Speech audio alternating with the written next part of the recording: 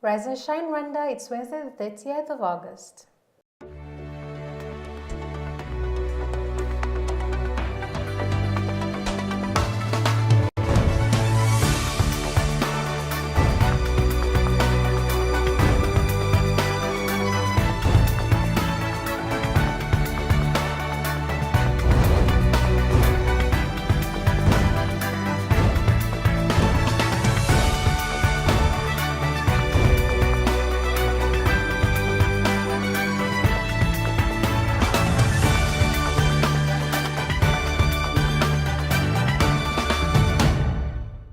Coming up on today's Rise and Shine Rwanda.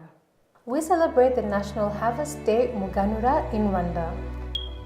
Rwanda hosts the 41st Annual World Tourism Conference.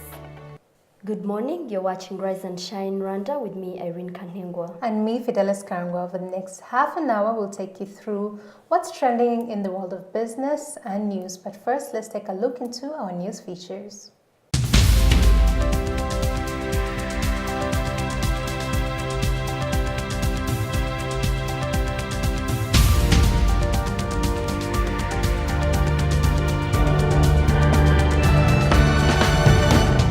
Conservationists have urged stakeholders, public and private sector players to take it upon themselves to curb natural resources depreciation in a 2-day conservation forum held in Kigali. This is part of a series of events leading to the annual mountain gorilla naming ceremony, Kwita Izina, due on September 1st in Kinigi, Musanze district. Natural Resources Minister Vincent Biruta said that daily food, water, energy, security, and the growing tourism industry strongly depend on land cover and wildlife, hence reason enough to be mindful of day-to-day decisions made on biodiversity. The event has seen a growth in the gorilla population by 26.6% in over a decade, where 19 mountain gorillas will be named just this year. In regional news, Rwandan and Tanzanian private sector bodies have reversed their commitment to collaboration in advocating for elimination of non-tariff barriers between the two countries. In a meeting with a 15-man delegation representing the Tanzania Private Sector Foundation, the objectives included identifying policy and regulatory restrictions that undermine free movement of goods, services, capital and investment between the two countries, besides identifying reasonable response measures.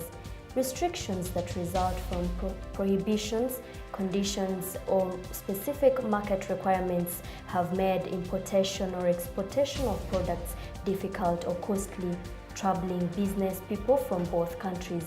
This meeting is expected to increase private sector engagement in the bilateral framework to deal with issues to do with business and to unlock the existing and future trade potential between Rwanda and Tanzania. And in international news, more than 1 meter of rain has fallen over the last few days in the metropolitan Houston area, with a lot more expected in the coming days. Much of the rain has fallen into people's homes and cut off their roads and highways, although it is so far has been held back by reservoirs despite threatening to overtop earthen dams, which could cause rapid life-threatening flooding.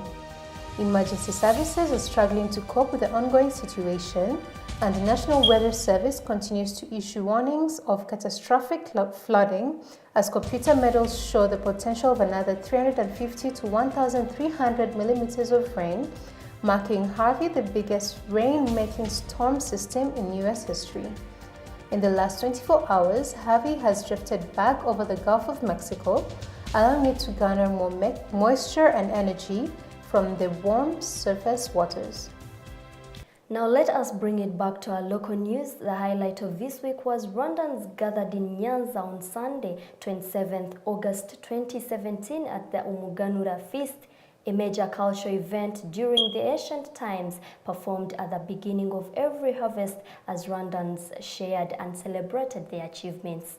This big event that came second after the coronation of kings is being preserved in the Rwandan culture to enhance and educate the young generation on cultural values and power of safeguarding the past legacy as well as promoting Rwanda's social and economic tradition. Yewe nyirahinga hinga masa hinga masa hinga masa hinga masa hinga masa hinga masa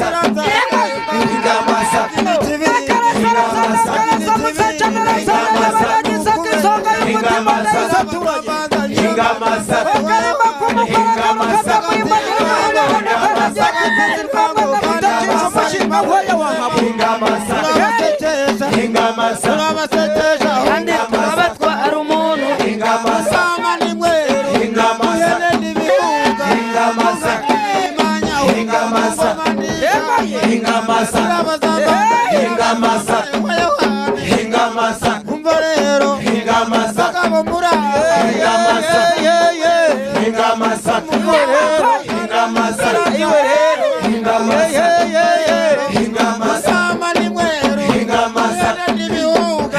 masa uyu muganura rero uratwibutsa umuco wo gusangira ugomba gusigasirwa ugashimangirwa mu banyarwanda bityo ibyagezweho ntibyiharirwe cyangwa se ngo umuntu ibyo yejeje cyangwa ibyo yagezeho abirye wenyine uko tukabisangira tukanezerwa.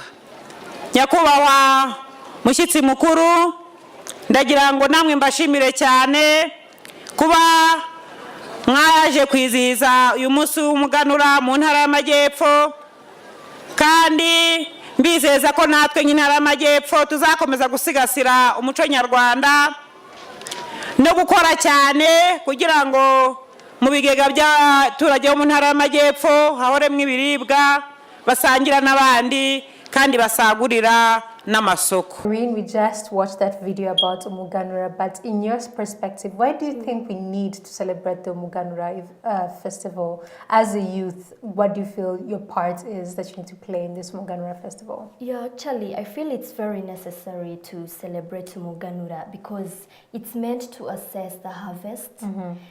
People get to share ideas and encourage people to work harder. Yeah. And again, it is one way of preserving our culture from generation to generation. Yeah. Now, the other thing that people would say is, so far it's been attributed to just agricultural harvest. Is that what it is all about, or is there another hidden meaning behind this celebration? Okay, to me, I think back in the day, it was based on agriculture. Okay. Which is different today. We have lots of things that lead to the development of the country, and through them we can, I mean, it's very necessary to celebrate all together at Umuganura. It's a good force for like unity, and you can go there and not just make it about the harvest, but also a discussion about different matters in the society and find it like a meeting point pretty much. Exactly. All right, well, thank you for that, Irene. We'll be right back after the break.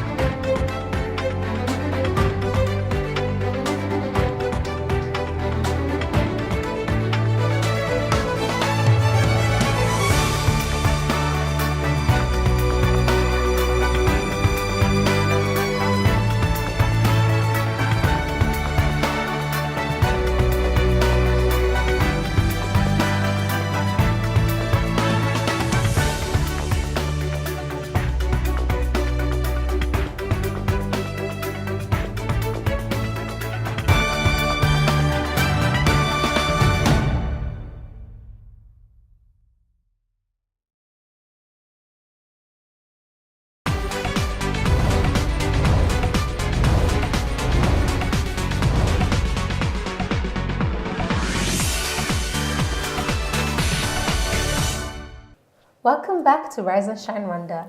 Now, just yesterday, Rwanda opened its doors to thousands of people attending the annual World Tourism Conference that's happening for the 41st time. In attendance was President Paul Kagame, who gave keynotes on what Rwanda is doing to encourage and promote tourism, and what more he feels can be done to uplift this industry. Take a look.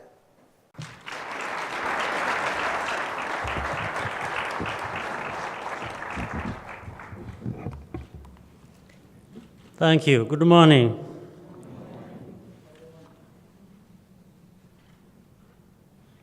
First, Lisa, President and CEO of the Corporate Council on Africa, Dr. Mukisa Kitui, Secretary General of the United Nations Conference on Trade and Development,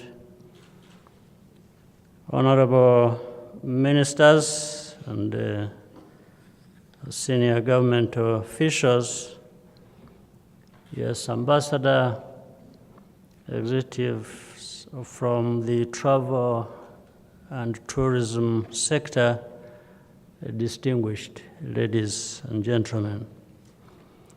Let me start by welcoming you, particularly those who have traveled here from abroad. I hope you will have a productive and enjoyable stay with us. I would like to thank the Corporate Council on Africa through the African Travel Association, together with the Rwanda Development Board, for organizing this 41st World Tourism Conference. I also take this opportunity to congratulate Lisa on your new position at the Council and wish you every success as you take on this important role. In fact, I think I knew Lisa before everyone, as mentioned earlier. Rwanda, like the countries, other countries on the continent, is keen to convert our favorable demographics into economic growth and prosperity. The services sector, in particular tourism, provides some of the best opportunities for employment for our citizens and attractive careers for young people. Already this sector is Rwanda's biggest foreign exchange earner. Claire gave figures, but we can and should do better. Harnessing the full potential of tourism industry will require continued focus and investment on several fronts.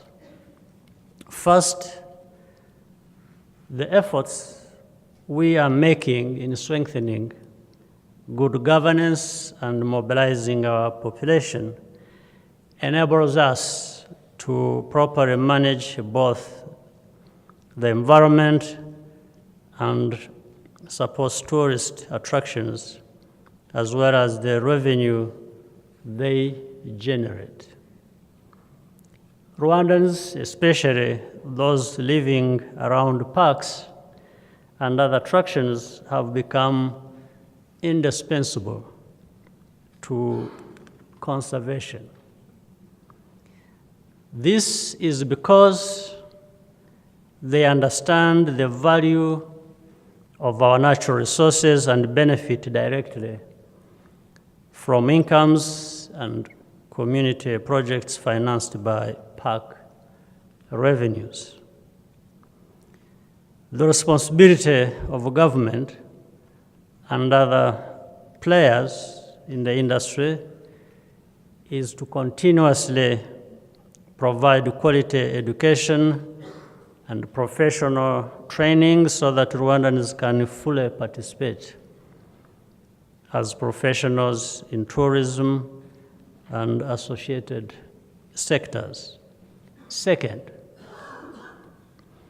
we are investing heavily in services and infrastructure to support the development of the sector.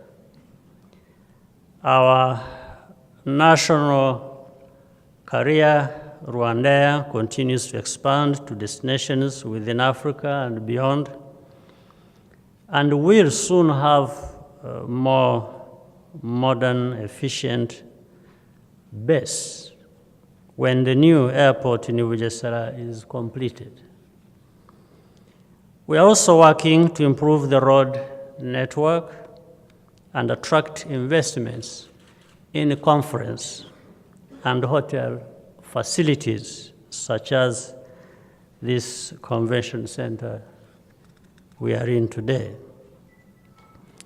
Third, we must take full advantage of new technologies, particularly innovative digital platforms, to attract more visitors, offer new experiences, and provide better services. I'm happy to learn that several technology companies are represented here today. We look forward to partnering with you to take the industry to the next level. As we work with the private sector to develop the tourism sector in Rwanda, we also want to strengthen collaboration within our region and across the continent. The single tourist visa and passport-free travel with Kenya, between Kenya, Rwanda, and Uganda is already a reality. So is a visa on arrival in Rwanda for all Africans. So we had your concerns much earlier, Dr. Kitui. Here in Rwanda, we have no such a problem. But we need more cooperation on the continent in order to increase the numbers of visitors, as well as facilitate trade and investment within Africa. Implementing existing agreements on open skies and easing visa restrictions are steps in the right direction. I trust that you will discuss these and other pertinent issues during this conference. We look forward to working with you on solutions to advance tourism in Africa and beyond. I thank you very much for your kind attention.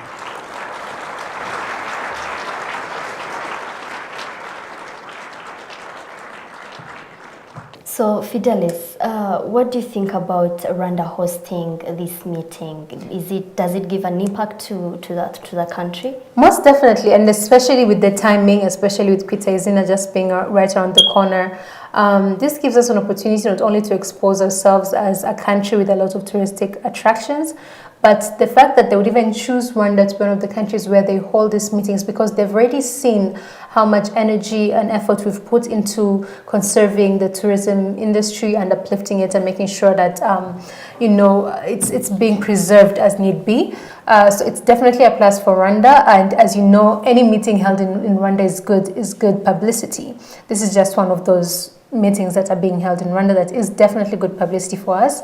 And like I said, I see how people who attended this meeting would after this want to come back for Kwita Izina, because it's like a preview of what to expect in the Kwita Izina. So it's definitely good publicity, like I said, and you know, it's exposure, and we do need exposure. We need to be appreciated for all the hard work that we've been putting into a tourism industry, considering it's one of the best, especially in East Africa. Exactly. You know, we have so many options of things to do with the Kajera, with the gorillas, with the volcanic mountains. It's just, there's so much to do. These are named very few worldwide. Exactly, exactly. And, you know, it's just something that, you know, we as Rwanda should be proud of. And whenever we see meetings like this being held here, we should always make sure that we play our parts to ensure that, you know, our message, a good message, is being communicated to people out there. And I think Rwanda is engaging more of the youth into the developments, working together with the youth more, especially the youth here. And what do you think? Is this such meetings? Do they engage the youth as well? And how do you think it's going to promote the youth being so intact with tourism? I mean, again, like I said, it's the exposure part of it. There's nowhere that you can go right now in Rwanda, in Kigali, where they're not talking about this meeting.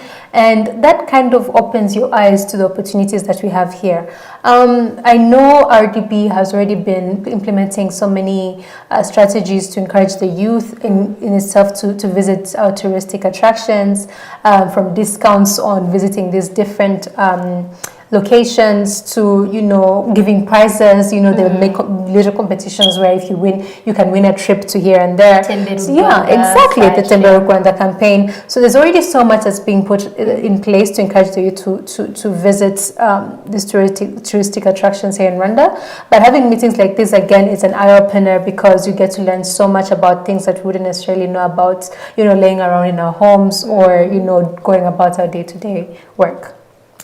That was nice. Thank you, thank you. All right, keep watching Rise and Shine Rwanda. I'll be right back after the break.